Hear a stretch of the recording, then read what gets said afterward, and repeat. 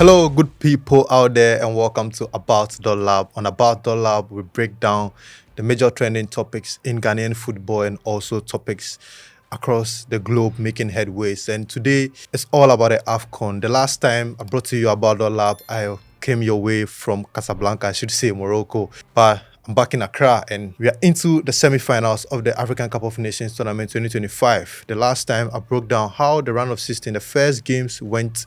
At the time, all 24 teams had played their first matches at the tournament. But right now, the boys all have been separated. We have the big men still standing and 4 teams still remain strong. 4 teams still standing and can't go all the way or are just 2 victories away from winning the continental showpiece. At the moment, there's Morocco, the host nation, are still in the tournament. They have the opportunity to win their first title since 1976. There's Nigeria. The Super Eagles have been one of the best teams in this tournament so far, and they can equal Ghana's record of 4 titles. And also there's Egypt, the 7-time champions, who hope to extend their perfect run or their perfect record in the tournament to 8 wins. And also there is Senegal, who won their first title in 2021, becoming the 15th different country to win the AFCON tournament, hoping to win their second title. The one interesting thing about this AFCON or the 4 teams remaining is that all 4 teams are coached by indigenous coaches. Like, all of them are local coaches. There's no foreign manager. So which means for the 4th time in a row, you're going to have an AFCON title being won by a local coach. That's good news for the continent and good news for homegrown coaches. But today, I'm not here to talk about the coaches, or I'm just here to give you my prediction, preview the semi-final battles, and predict what teams are going to make it to the final on January 18th in Rabat. The Stade Moulay Abdallah Stadium, the 65,000 capacity stadium, is going to host the final on Sunday, January 18th. So the semi-final pairings has thrown up a West versus a North battle. The first semi-final is going to be Senegal versus Egypt, a repeat of the 2021 AFCON final, which Senegal won thanks to Sadio Mane's penalty victory. Like, he scored the winning penalty in that game in Cameroon. So that's the first semi-final battle in Tangier. It's going to be a West African country versus a North African country. The second semi-final battle is going to be another West versus North.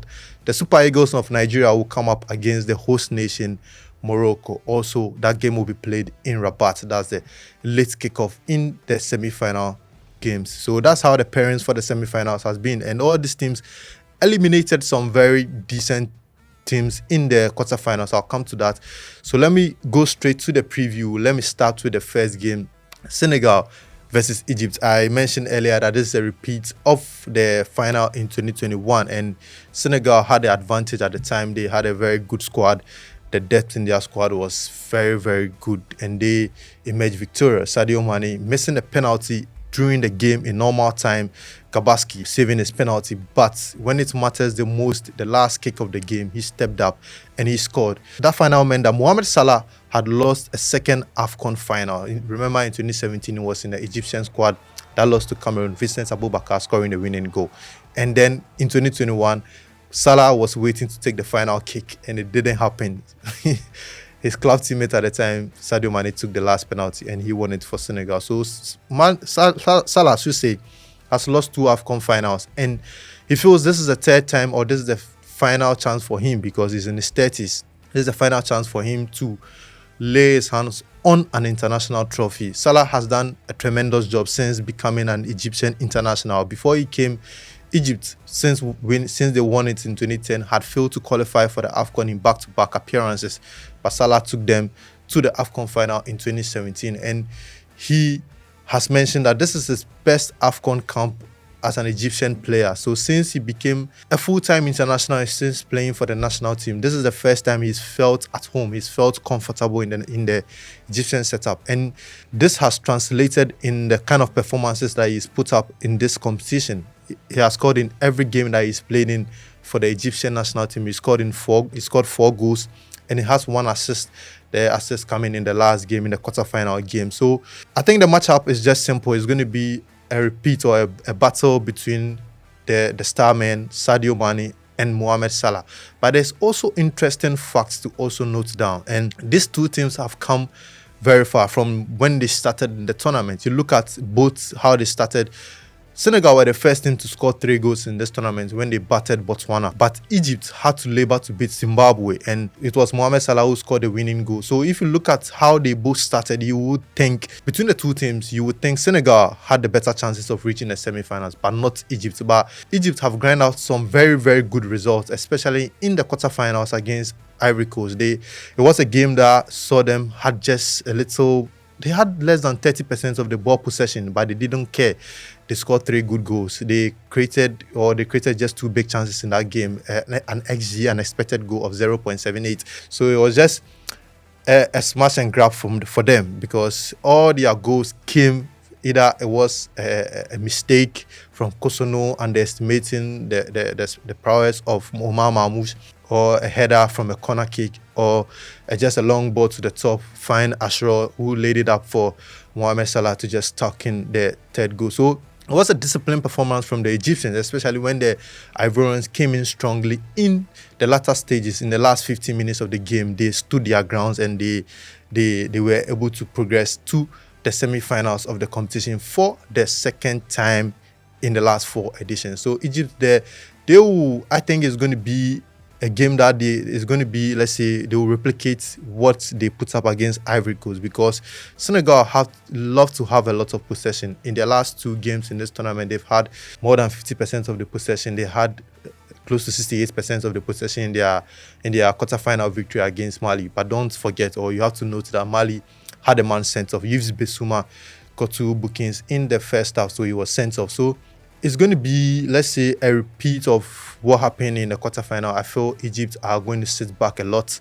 They are going to absorb the pressure, and Senegal are going to have more of the possession. But as to how Senegal are going to do with the possession that they have is the problem, and it's the headache of Pape Thiaw, because they had an XG of 1.8. They created like 4 big chances in a game against Mali, but they scored just 1 goal, and it was a game that Mali even at some point threatened an equalizer. A team that was down to 10 men, they had the nerve to go toe-to-toe with Senegal at some point in the game. So Senegal, Pape Thiaw will be worried with how things pan out in the second half. So Senegal have a lot of improvement there, and I think the lack of consistency also has to be blamed for, because they've not named a starting lineup in 2 consecutive games. In the quarterfinals, they had Eliam Ndiaye coming in and scoring the winning goal. But Eliam Ndiaye didn't start in the round of 16 against Sudan. So I think it's a problem. I don't know if at this tournament he doesn't have his first choice attackers, because Nicolas Jackson comes in, and if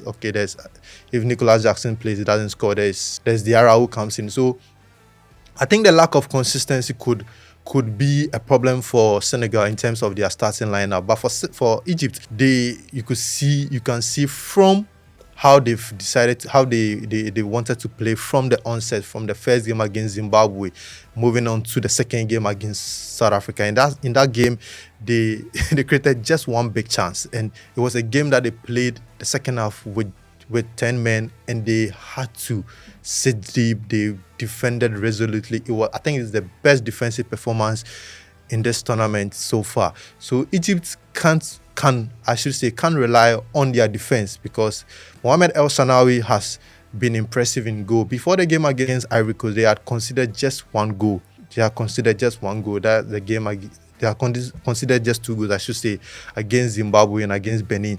But they considered twice. But it still tells how they are resolute at the back. So it means Senegal, if they want to win this game as favorites, they have to do more. They have to be more clinical, especially Nicolas Jackson, because I, for once, believe he was benched, or he started from the bench against Mali because of his profligacy against Sudan, because he had some 1v1 chances that he could have scored, and he should have scored, but he was wasteful. So this game is very difficult to predict, but I've given you all you need to make your own decision. But let me just wrap it up with some facts. And in this century, they've met 10 times since 2000. And interestingly, Egypt are ahead. Egypt have won 5 of the last 10 meetings since 2000, and Senegal have won 4. And the 4 include the penalty shootout victory in 2021, and also they won the penalty shootout in the 2022 World Cup qualifiers. So Senegal actually denied Egypt export in the 2022 World Cup in Qatar after winning the AFCON title in Cameroon. So I think there will be a lot playing on the minds of Egypt coming into this game, especially Mohamed Salah. I feel this could be his final tournament. This could be his final chance to win a title, and who knows, maybe he could inspire Egypt to their first AFCON title since 2010. And or who knows, maybe Sadio Mane, who has broken the assist record in this tournament with breaking Yaya Touré's record with his assist against Sudan, could win a second AFCON title. Senegal, proud to this golden generation, had in the past a lot of golden generations. You can talk about the Diop generation, the 2002 squad that went to the final and lost to Cameroon. That squad was very strong. Papa Bouba Diop squad that went to the South Korea Japan World Cup and beat France, the defending champions at the time. So they thought they could have won an AFCON a couple of times before even this generation showed up. But all in all, you could see the unity in camp. You could see Diop, the former player, always on the field congratulating the players, and Pape Thiaw, Aliou Cissé, they've all contributed enormously to this team. So I think it's going to be 55-45. My call. I feel Senegal will still, if they do their things well, can prevail. But do not underestimate Egypt. Just do not underestimate them. They have a lot of quality in their side, and they have a lot of hard-working players. Case in point, Atia, full plays for Al Ali in the midfield, or in the middle. Al Shanawi also. A lot of Al Ali players. It's just strange that they have a few Pyramids players, and Pyramids are the African champions, and they are also based in Cairo. So a lot of Ali players still running the show for Egypt today, but you can't underestimate them. It's going to be a close one, a tight one. Egypt they know how to score. Even they do. I mentioned earlier that even when the SGs are against them, they manage to score 3 goals. So they can score goals, and Senegal also can score goals. But I think the defense will win the game in this one. So maybe it could head into extra time or penalties. So let's move on to the second game, and Morocco versus Nigeria is another difficult game. I think this AFCON semi-final appearance is just, both games could easily pass as finals, and it will be meriting of that, because both teams have showed incredible form in this tournament, especially for Morocco, who are playing as host nation, chasing their first AFCON title since 1976.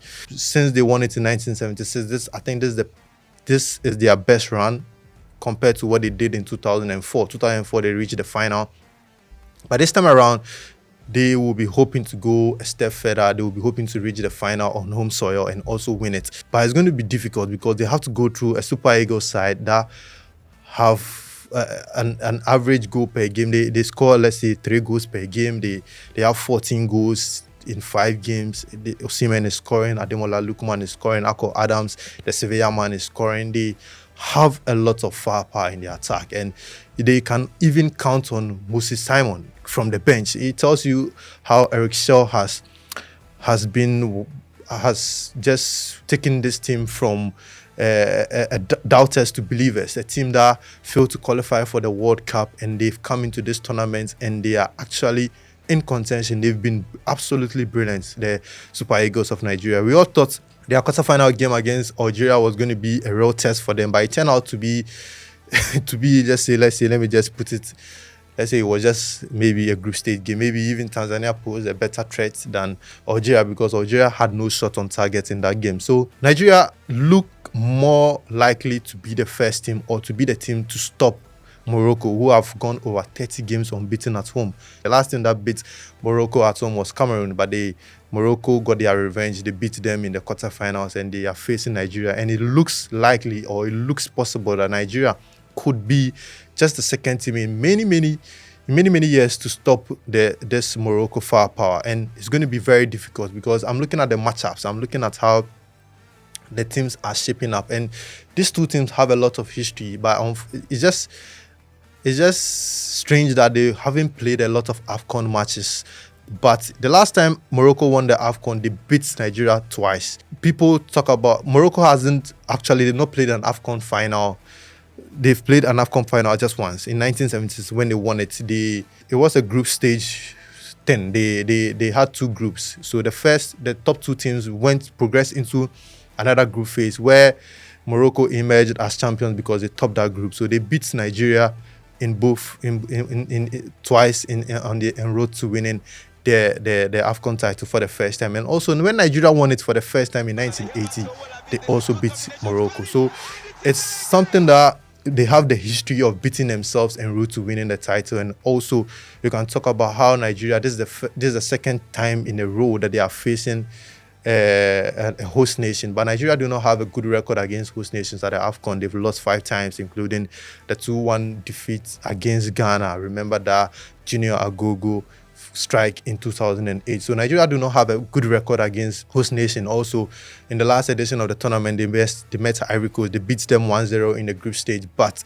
in the final, they lost. So it's one thing that although they have the attacking threats, although they are the best, most informed team, they have the best attack in this tournament, they have 3 or 4 players in the running for player of the tournament, their record against host nation might or just haunts them, and it could propel Morocco to just do what they have done to a lot of the teams in recent years. So this is also a difficult one to call, but I just feel Morocco will have a lot of motivation to play this one. And I'm also backing Morocco because of the fact that Nigeria are not so good when they face an intimidating crowd. They are not a Cameroon.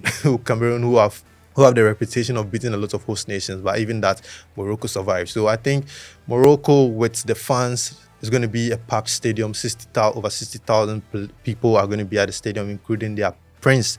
I just feel they will do more than enough to just win this one. So I'm going to call it also 55-45 in favor of Morocco. I just feel it's going to be maybe 3 goals are going to come into this game. Maybe Morocco just outscoring Nigeria. But I think the headache for Walid Regragui also will be his defense, because since Mohamed Sis got injured, Nasina, since he came in, has not covered himself in glory. I think against Tanzania, he was lucky not to concede a penalty.